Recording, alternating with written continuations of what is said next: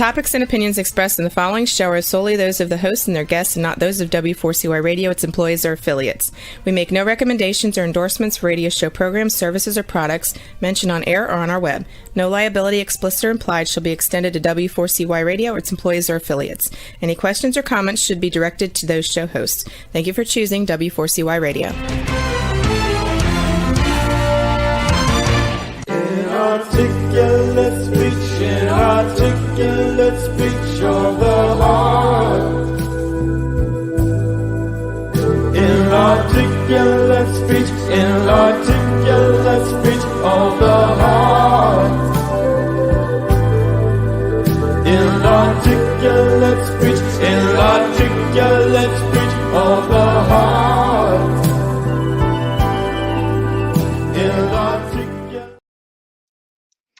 Hello and welcome to It's Your Voice, the show that hosts enriching conversations in diversity. My name is Bahia Yaksan.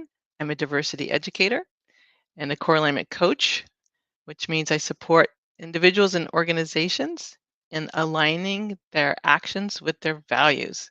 If you're interested in seeing samples of my diversity education trainings, learning how to step out of biases, patterns, and develop new ones that are far more inclusive, you can go to my website, which is knowwhatyouvantcoaching.wordpress.com.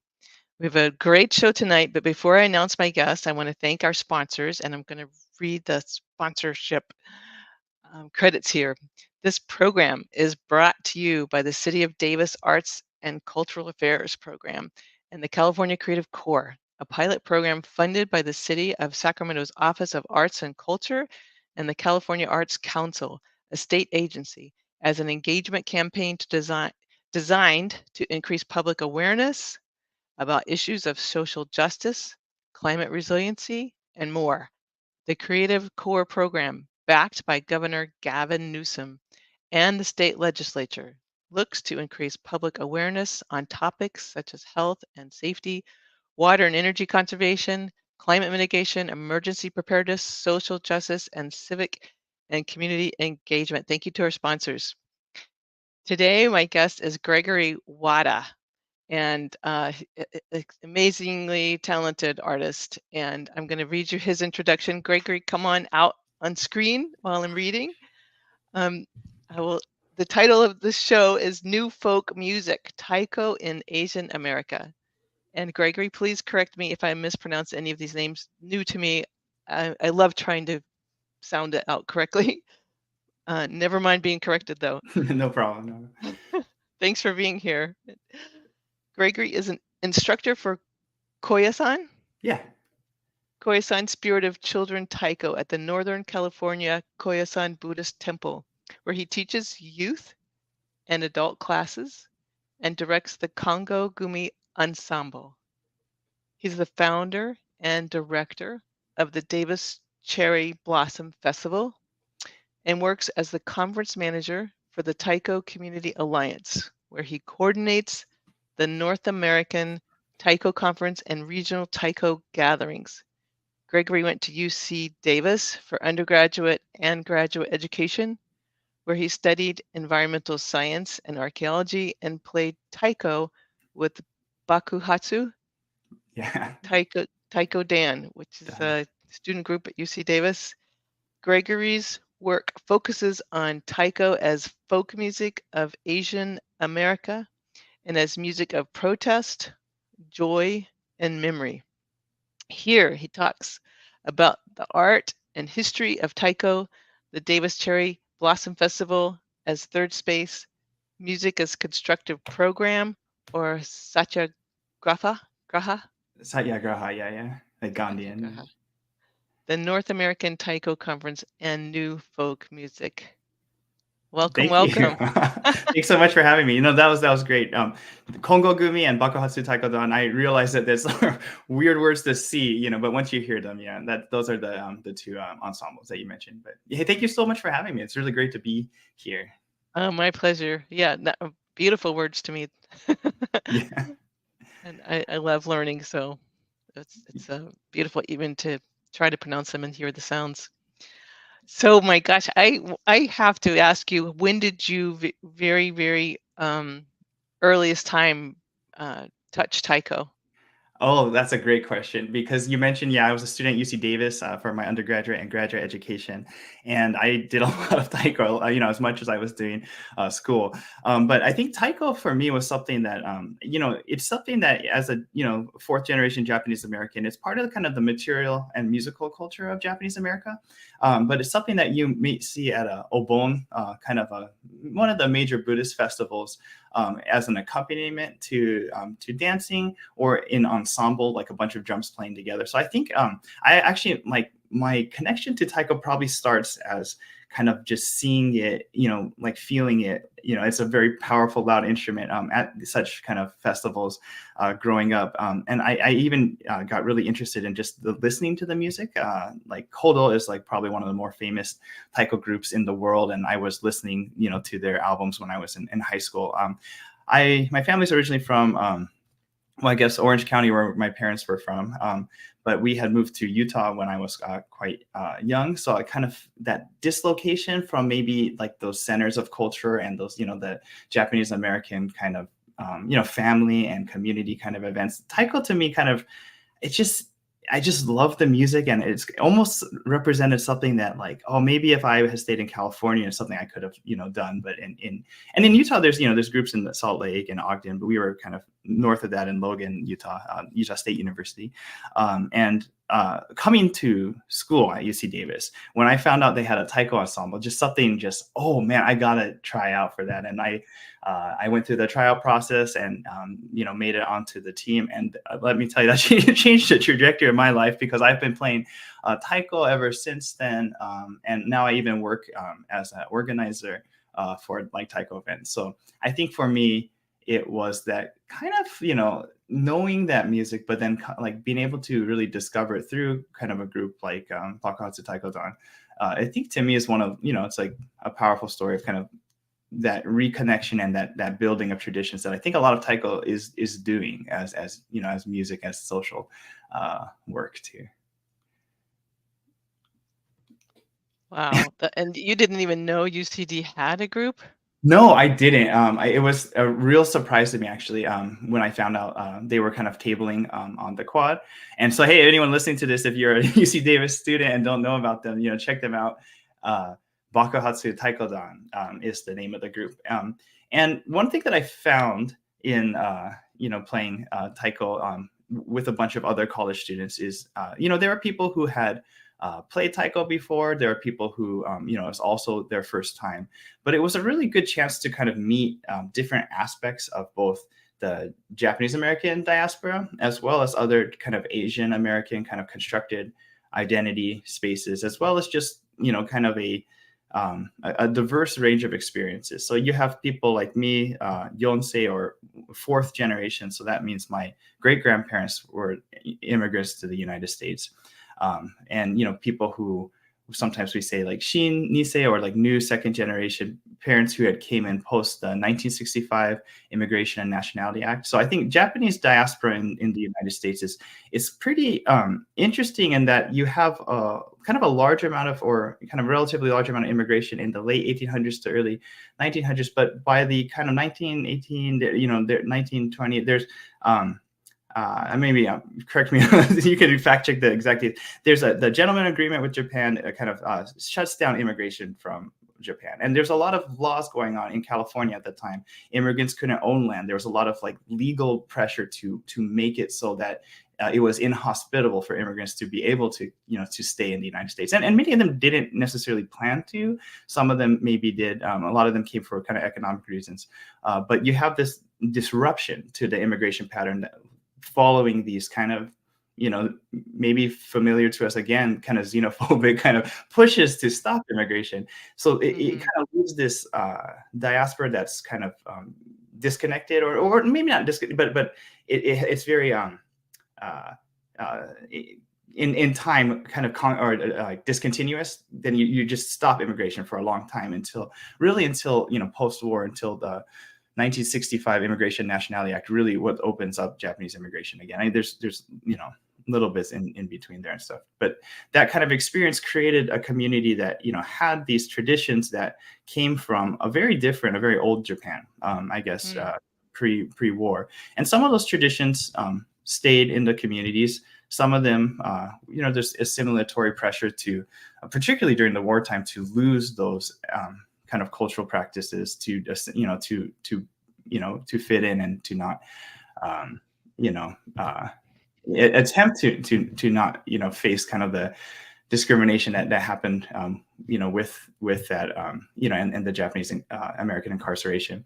But then there's also kind of new traditions that I think, it's interesting to think about how this community is a people, a culture that kind of exists in its own history and its own, social context too. So to reconnect to a Japanese kind of American cultural heritage that it isn't just some connection to some antiquity, I guess, and it's not even a connection to modern Japan. It's a set of experiences that have been shaped very much by the American experience and by immigration, and the kind of ways that we as Americans deal with identity and belonging, right? Like that's, and so thanks for having me on your podcast about inclusivity. I think that is really this like through line to a lot of immigrant experiences, and that I think things like Taiko allow us to have those kind of conversations, or have at least the spaces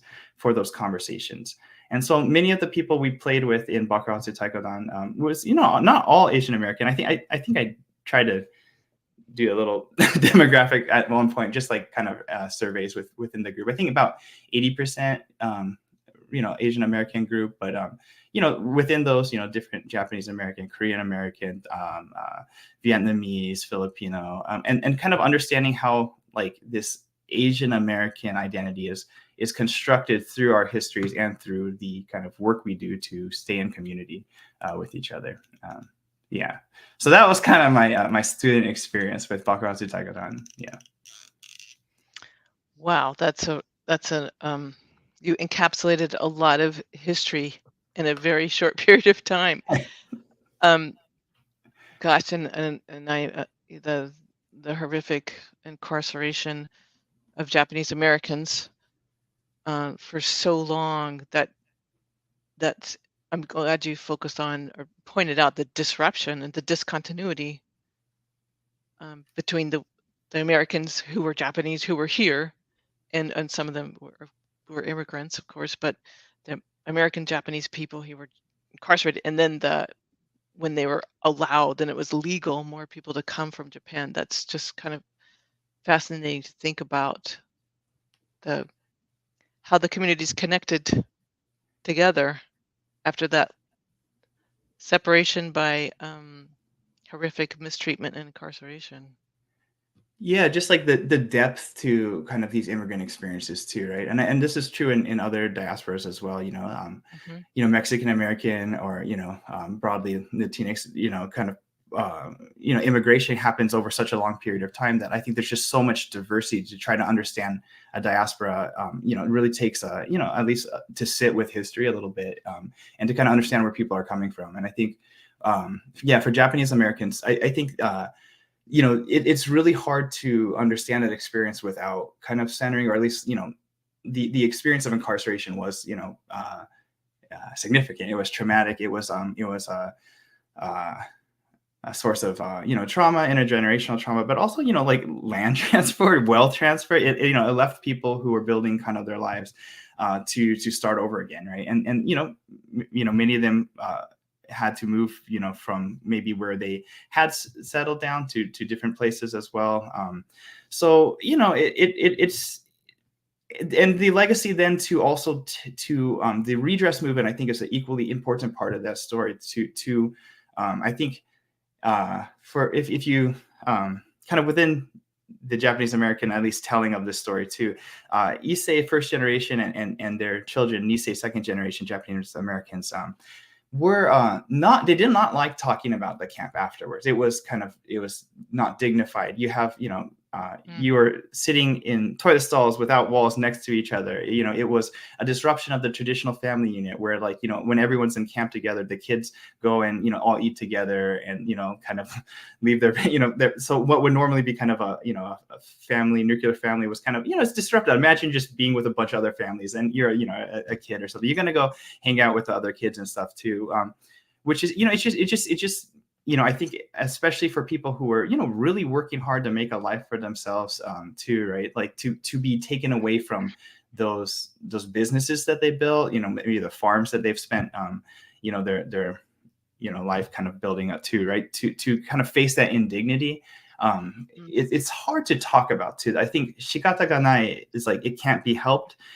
Is kind of one kind of maybe expression that we kind of remember from that time. Also, gaman, or like perseverance as like a value. These are things that I think made it hard to really, to talk about the experience of incarceration. But I think, and this is where I think Taiko has a really interesting history that I'd like to talk about too, is that I think, so Sansei, the third generation, so they're the children of Nisei who are Americans by birth, birthright citizenship, but who were incarcerated during the war, who are, these Sansei, they're growing up in the 70s and, during the civil rights movement and kind of wondering about their parents' experiences. And there were vocal Nisei who were part of this. I don't want to over characterize the generations, but a lot of, Sansei activists who were part of, a third world movement and other kind of liberatory movements, as well as, people who were in the camps, who were brave and testified, I guess, about their experiences. They were able to pass, a redress legislation in 1980s, which, the government acknowledged the injustices of the incarceration and also paid, I guess, restitution to survivors and stuff too. But that process, I think, was fundamentally coalitionary, like to even have that legislation passed, or to have that recognition of that was wrong. It took a lot of work within the community, but also from other civil rights groups, other ethnic groups in the United States. The Congressional Black Caucus was like instrumental to getting that legislation passed. So I think to understand any kind of diasporic kind of experience in the United States, it's so just interlocked with, the policy regimes, but also just the different kind of players, the different kind of different peoples, right, who kind of form America. And I think Taiko, sorry to get back to that, was kind of this burgeoning kind of art form to represent, to tell that story of kind of this maybe politically conscious, new generation of Japanese Americans. You have people like Reverend Tom Kurai and like Kenny Endo, who's like now at the Taiko Center of the Pacific. But they went to this kind of first Manzanar pilgrimage, and they played drums. They were kind of making it up at that time, but just played the drums, and people would do this bone style dancing. That's from the Buddhist festival I mentioned earlier, where I first experienced Taiko music. And to kind of reclaim these spaces and what was once the Manzanar Incarceration Center, or the War Relocation Center, was not, it was, military barracks. There was no effort to really preserve that history until, there was this, movement by Sansei to get that site itself, recognized as a historical place. And so kind of how the music becomes part of that story of, it's an aesthetic wing to maybe a civil rights kind of movement, I guess. And I think Taiko's kind of root in that, at least in Asian America, is something that I just want to, emphasize. And there's other, because there's Taiko going on in Japan. I could tell you a bunch more about Taiko history, but I've been talking for a little bit. Maybe I want to get back into focus in again, but it's just something that I think is really important about Taiko music. Yeah.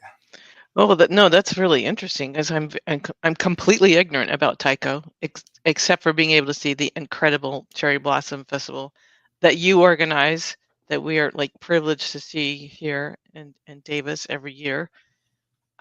So yeah, this is just all really good to learn. And I'm like, how much of, did I hear you correctly that a lot of the Taiko was developed or styles were developed, Taiko styles in America, like distinct from what was developed, or like plays off it like any kind of music evolution?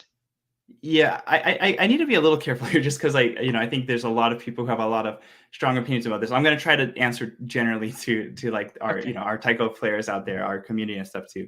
Okay. Taiko, the way if you I'll try. I realize that there's a kind of a lot of history here. I'm going to try to just break it, a little bit simplistic. But taiko is used in a lot of kind of traditional musics of old Japan, right? From gagaku is this style of kind of imperial court music that comes from China, I think in like the 9th century or something. It's kind of old, right? And it's this style of music that's preserved through kind of like written compositions, I should say, maybe. But there's also kind of folk musics like dengaku or other types of kind of folk celebrations that use drums as as an instrument, to gather people. Some kind of legend or kind of like some like kind of folk knowledge, says that kind of the distance that you could hear a temple's drum was kind of like the boundary of like a town. Like, a drum was part of that time and that, and that culture and stuff. Bon style music, like I mentioned too, is something that we know, has had drum in it for a long time too. So there's all these, and Japan isn't even a monolithic kind of, country at this time. It's different, regions that have styles of music that are somewhat related, but unique and independent as well too. So taiko has these old origins, but in like theater too, like kabuki or no theater as well. But I think the style of taiko that you're probably used to seeing now, if anyone has seen taiko, you've probably seen a bunch of drums, a bunch of people playing together. And that's a style that we maybe sometimes more granularly call kumi daiko or ensemble drumming. And that's really interesting because that style we attribute to Daihachi Oguchi, a jazz drummer actually, who a Japanese jazz drummer in Japan, who the story kind of goes that he was asked to they had I guess music for how a piece would be played for a temple or a shrine, also a shrine, and he was looks at it and kind of has the idea that if we broke this, he uses this kind of jazz training to think about how if we could break this into different parts and have an ensemble play it and stuff too, and he really starts this very visually kind of striking way of performing where you have a bunch of people on stage playing drums all together, and so that in Japan there's this huge kind of explosion, I guess, of kind of taiko musics in Japan. I see. Do we need to take a break now? Okay. Yeah, actually, if you can hold on to the rest of that description. Yeah. This is a good time to take a break. Sorry for the interruption, but we'll be back in less than 5 minutes. Gonna keep on moving forward. Keep on moving forward. Keep on moving forward. Never turning back. Never turning back. Gonna keep on moving proudly. Keep on moving proudly. Keep on moving proudly. Never turning back. Never turning back.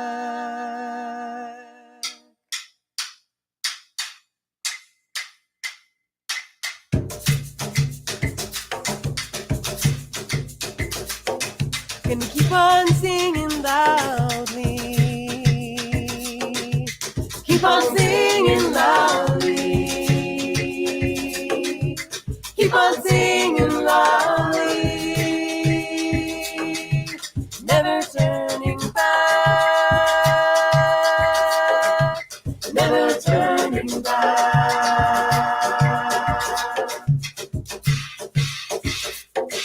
Gonna keep on loving boldly. Keep keep on loving boldly. Keep on loving boldly. Never turning back.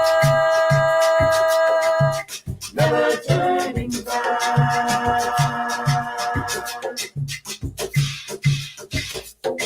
Gonna reach across our borders. Reach across our borders. Reach across our borders. Never turning back. Never turning back.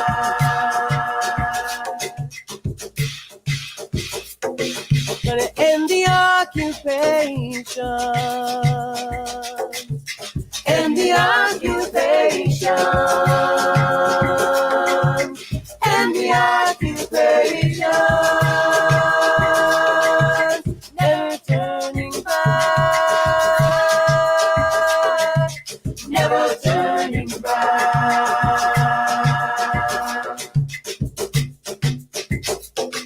Gonna stop this war together. Stop this war together. Stop this war together. Never turning back. Never turning back. Gonna keep on moving forward. Keep on moving forward. Keep on moving forward. Never turning back. Never turning back. Never turning back. Never turning back.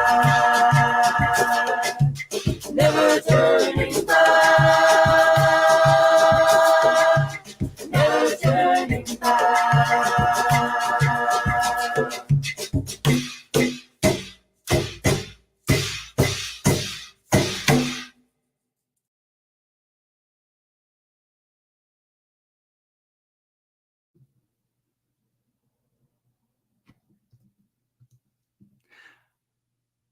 Oh, sorry. I don't think I hear you, Bahia. Sorry about that. Sorry, I just forgot to unmute. The name of that song was Keep On Moving Forward by the duo called Emma's Revolution. Just wanted to give credit for that awesome song, Yeah, that's which they great. generously gave us permission to use. So I don't remember if you knew where you were, Gregory, but Ye- you were Yeah, describing an explosion of music. I was just going super fast, and I'm gonna maybe just for the sake of this podcast, slow it down a bit, take a bigger kind of chunks, big picture idea. So Yeah, and the big picture I was trying to. about. Oh, sorry. I sorry, just go want to let ahead. you know we have about 21 minutes. I want to make sure we get to show your beautiful photographs as well. Yeah, for sure. Thanks for that. Keeping me on time. The big picture in Japan, I think you have this post-war society that is kind of trying to deal with questions about identity during the kind of this transition between the kind of occupied Japan and kind of what it's going to be in the future. And I think there's this interest in maybe like the folk music of Japan. So I won't get too much into names and dates and stuff too, but it's in the 50s, 60s. There's kind of these new movement or this new musical scene where you have people who are playing the kind of modern taiko, what we would maybe now call taiko. I think what's very interesting though is you have these kind of this not quite independent, definitely inspired by what's going on in Japan currently, but this kind of, similar movement that's going on in the United States to kind of make taiko what it is in this context. It probably helped both from the, Buddhist ministers who were studying in Japan who brought back some of that information with them, as well as people like Seiichi Tanaka from the San Francisco Taiko Dojo, who had went to Japan to actually study Taiko. He had immigrated actually prior. His wife was a Japanese American woman. They had met while she was in Japan. He came to San Francisco, and I think he was part of the first Northern California Cherry Blossom Festival, which, I'll leave a footnote there too. We're going to talk about the Davis Cherry Blossom Festival, but he's part of that, and he sees, it's missing something. And, being a young man growing up in Japan, he was kind of that Taiko scene was going on around them. He goes back to study Taiko in Japan and bring it to the United States. So it's both this intentional kind of immigrant kind of experience and I think what's one beautiful thing that Tanaka Sensei kind of says is, he'd play Taiko and he'd see Issei, so the people who had been through the camps, the people who had immigrated in the first part of the 20th century, who were just very appreciative to hear that style of music, and that what gave him kind of like motivation. The first couple pieces he writes are kind of dedicated to them. So you have this kind of new Japanese immigrant post. I guess actually I think he's just before that 1965 immigration law that allows a lot more Japanese Americans to come over. But the basic idea there is, it's this dialogue between a new Japanese immigrant and an older Japanese immigrant, right? That's one of the loci for Taiko. And I think with the intention to bring Japanese Taiko to the United States. I think what's happening in like Los Angeles and the Kinara Buddhist temple is very much more Japanese American Buddhist Taiko. Was Reverend Mas Kodani was more interested in making a music that represented their Japanese American experience and their Buddhist experiences. So it was important for him that it had, at that time they used hyphens, Japanese hyphen, American hyphen, Buddhist Taiko. It was not supposed to be something from another time or place, but kind of representative of the living Buddhism in the Americas. And then I think another kind of important origin is the San Jose Taiko is a group that's started by a couple people, including Roy Hirabayashi. Roy and PJ Hirabayashi are maybe some, if you didn't know a couple, North American Taiko players, they're some of the early kind of pioneers of the art form. They were recently recognized as like National Endowments of the Art Heritage Fellows. And their program in San Jose, they have a kind of intentional design to have an Asian American Taiko. So a music that is kind of connected to the musical sensibilities that they have with them. I think, Roy played in a marching band kind of, before starting Taiko too. And I think there is kind of that desire to create something that is for Asian America, like a folk music for Asian America. So I think it's complicated, but basically the simple history that I, just for the sake of the podcast, is there's these different origins of something like Taiko. And I think what's interesting about it as a genre is it's kind of these things held in conversation. Like everyone has a different reason, I think, for playing Taiko. And that's something as a Taiko player, you kind of really learn to appreciate. I mean, you can kind of get that like in concept, but I think you really start to feel it, the more that you interact with different Taiko players from, all across, North America. There's a burgeoning scene, and it's been actually for a while in Europe as well. And this kind of global community that's kind of started around this kind of form of drumming too, and how all these different kind of histories kind of form what that music is, I guess. And how music can be a vessel to hold these conversations and these histories. So that's my short history section. Okay. You are so knowledgeable. Well, let me ask you, what is your reason? What can you share with us? Like, what is your reason and what's behind your passion and your excellent mastery level of playing Taiko, being a Taiko player? I think for me, at first it's hard to maybe explain at first. I think a lot of people just have fun playing, and I think that's a super like valid reason too. But I hope that also leads to, as players kind of continue kind of more meditative kind of experiences to think about, their relationship to the art form. For me, it was this, like I had mentioned earlier, this almost this connection, this yearning for something that I felt disconnected from centers of, I would still visit my family every year. I'd be kind of in proximity to these Japanese American kind of cultural institutions, but being, physically in northern Utah, like to be kind of a super minority too, right? There's like very few other, Nikkei or Buddhist or even, Asian American in those communities, to kind of, at first it was just like this really fun way to just play music, to create, to embody different like feelings and through the performance as well. And those were all like just somehow like tied together. It's hard to really separate one from the other. It is both the kind of what it represents and stands for, and the kind of the friends you have, and how each of their stories are kind of shaped by these deeper processes of history, I guess, too. So it goes from this kind of just admiration and wonder, I suppose, of the style of music, to maybe something that is, I've been trying to use it to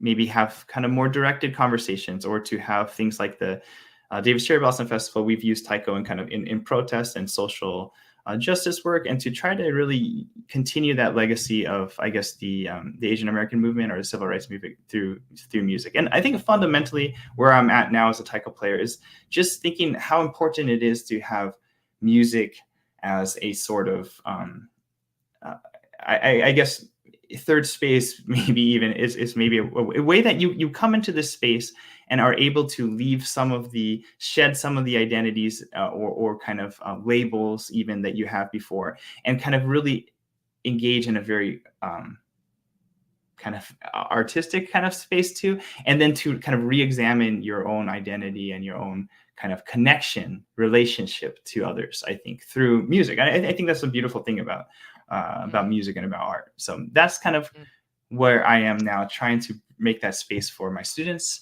and for the communities that we work in. Yeah.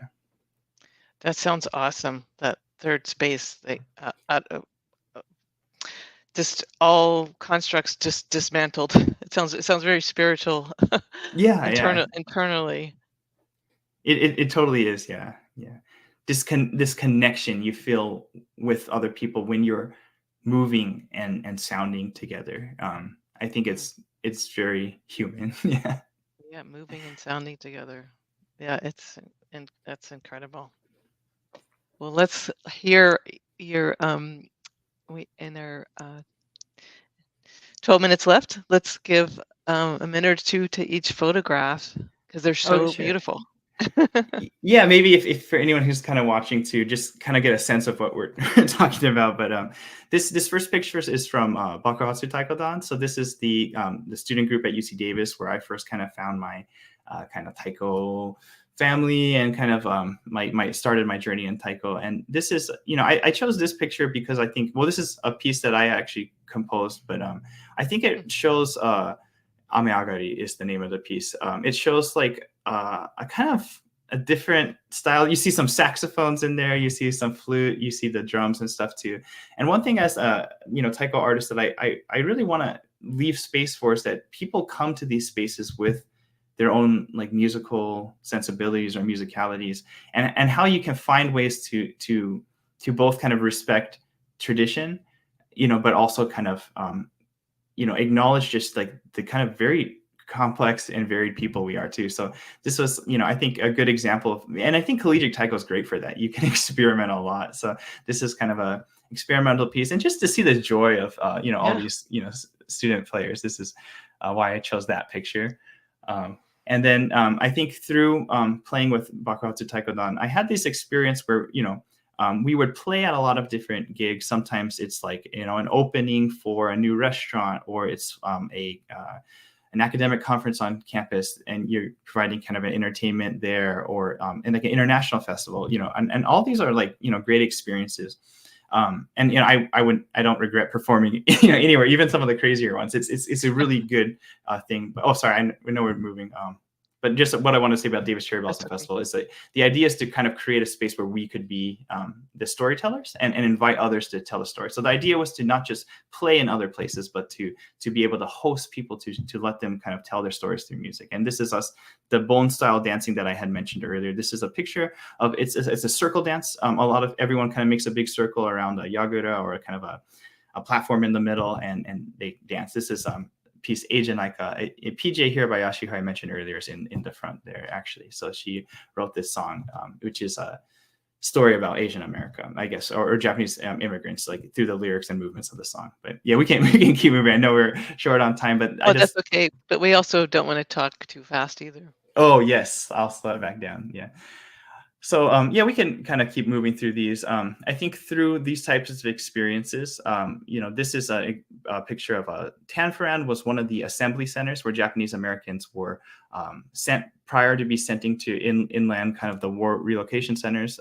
They were sent to all these other holding areas, and one of them was a racetrack in Tanforan. And this was an event that we did to kind of commemorate and that history, to preserve that history, as well as it was a collaboration with Black Lives Matter. This was actually kind of immediately after George Floyd incident. And so, using taiko to bring kind of attention and healing and kind of, or just like solidarity, I suppose. So this is us using bone dance in that other context. And Nice. yeah, we can keep kind of moving through this. Similarly, this is a protest we did at the Yuba County Jail. This was for one of the ICE holding centers. So this is when immigrants were at the time being on civil charges, so non-criminal charges, being held, Wow. Indefinitely in prison. So this was a kind of protest. We had to ask them or the Yuba County, to end that contract with ICE. And that was a kind of a moving experience for us. Wow. And being able to hear them shout out from behind the prison walls that they can hear us, and to keep drumming and stuff. And similarly, oh, sorry, go ahead. That's so moving. That's so powerful, and such solidarity. And similarly here, this is from Bishop or Lone Pine. This is on the no, this is Bishop. Sorry, the Manzanar pilgrimage. We go to remember the Manzanar war relocation area.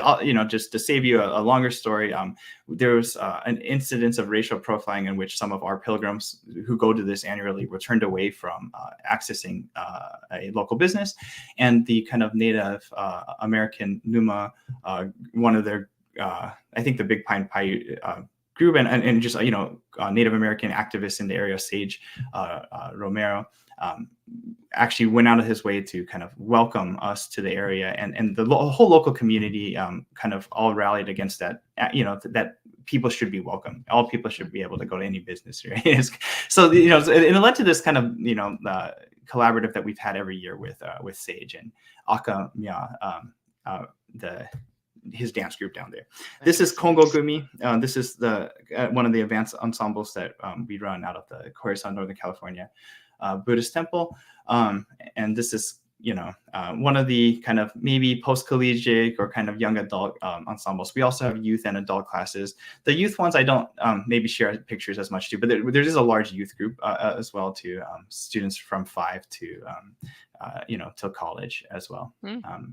And this is just another example of this bone style dancing. This is at the Wakamatsu tea and silk colony. It's an early Japanese American site in North America. And this is Kongo Gumi playing the accompaniment, actually doing the whole arrangement for the bone music, singing. You can see our friend John there singing on a microphone. And then, some of us, I'm playing a shamisen, Katie's playing a flute, Morgan's there playing a shime. So, just being able to use this music in the world and stuff too. And this is, this next picture is kind of, this is a Taiko Taikai, is a competition that's something that's really new, started in Los Angeles. This was its second year, I guess, and I was a competitor in that. I think just the way that taiko is really becoming a very popular kind of form of music now too, it brings all kinds of new things to the community, such as like competitions like this. And particularly for this competition was a piece called Go for Broke, written by Tiffany Tamarabuchi from actually Sacramento.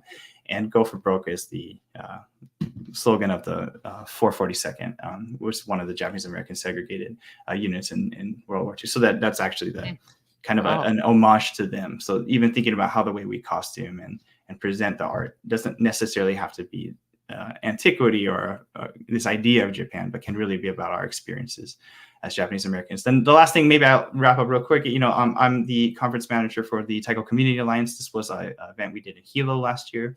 That was everyone who went to a conference there. And then this next one too that you just showed is from a local obon there too. And we just got back from Seattle, where we did our annual one this year too. And as in this role, in the Taiko Community Alliance, I host an annual, or I help produce an annual conference, which Taiko players come together to to take workshops with professionals, to have concerts, to just be in community together, and seeing how Taiko just connects so many different lives in so many different ways.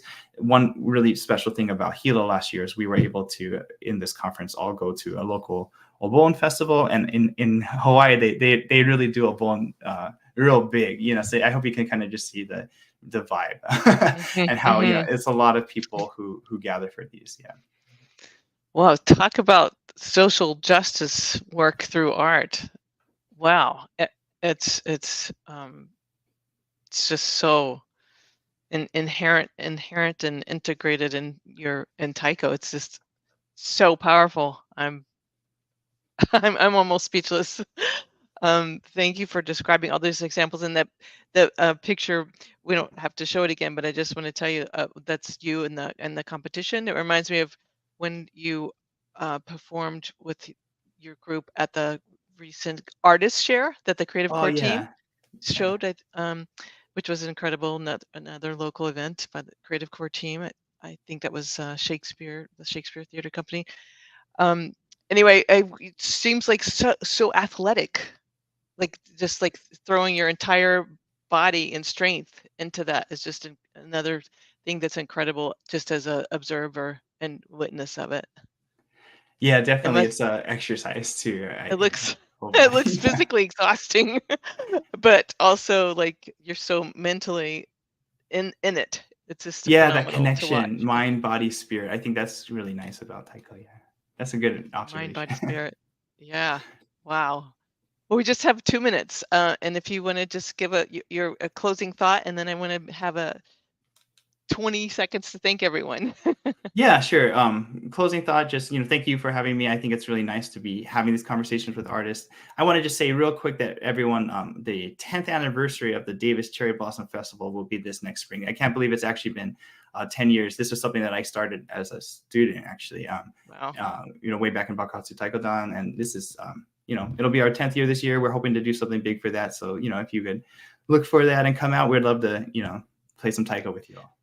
Do you have a website? Can you just say it out loud for the listeners? Yeah, I think GregoryWada.com. I have like a personal one that I try to put stuff up like that. The DavisCherryBlossom.org will also get you to our Davis Cherry Blossom, I believe. Okay, it is so worth looking up, the DavisCherryBlossom.org. It's a powerful, powerful experience just being there.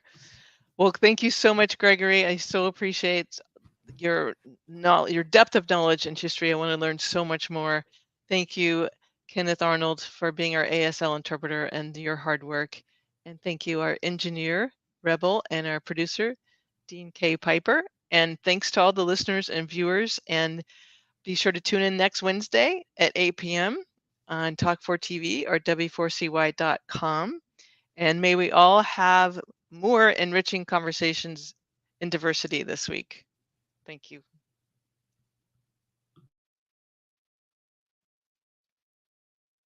Inarticulate speech of the heart. Inarticulate speech of the heart. Inarticulate